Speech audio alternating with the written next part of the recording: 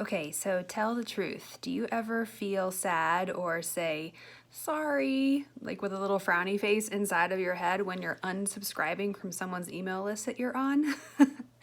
I know I do. Like sometimes it's totally not personal and you're just like clicking unsubscribe because it's not your absolute favorite and you need to declutter your life.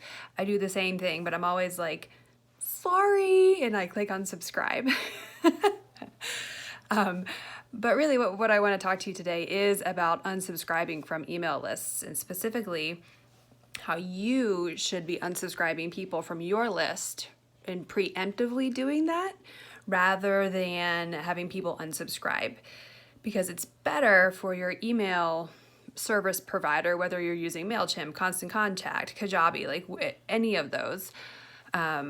It's better if you are managing your list and keeping track of the people who aren't opening your emails anyway, and that you're cleaning up your list.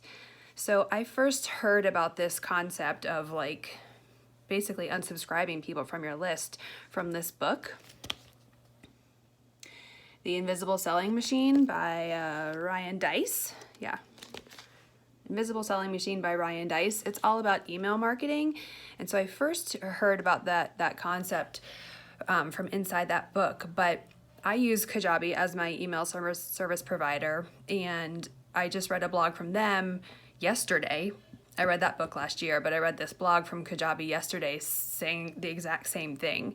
So when I first heard about unsubscribing people, the inactive people from your list, your email list, in the book, I put that into practice last year, and I cleaned up my email list.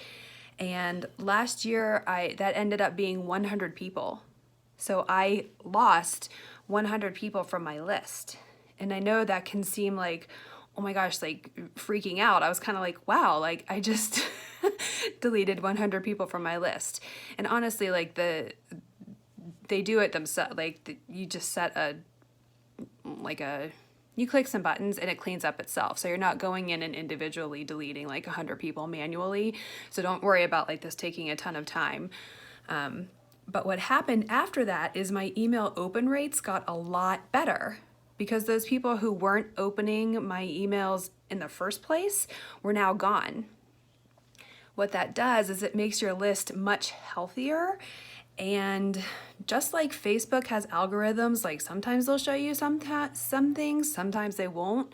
When you have a healthy email list of people that actively open your emails and click on things inside your emails, then they see your emails more often. So I know we like to think that we're always subject to like these Instagram and Facebook algorithms, but you have to apply the same principles to email marketing as well. So I actually have two different lists, so I know that this works. I did that 100 people unsubscribe from my other list, and I'm getting ready to clean up my second list that I have. So, and right now it's looking like about like 72 people I'm gonna lose, which again just seems insane, but it's for the greater good. So anyway, like if you use a service provider, start looking into those analytics and your reports and that sort of thing and see if it will tell you what the activity of your list is and if it can help you identify the people who aren't opening your email rates, like whether it's been 30 days since they opened an email or whether it's been 60 days or whatever the timeline be.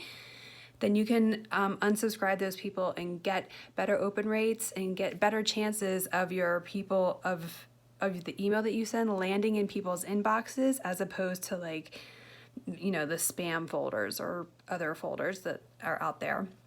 Gmail is a huge one. Like I know I have a lot of email users on my list that use Gmail. So I'm always like, how can I better get in front of them, right? Because we want our emails to be read. We're not sending them just for fun. So anyway, I just wanted to share that tip with you today.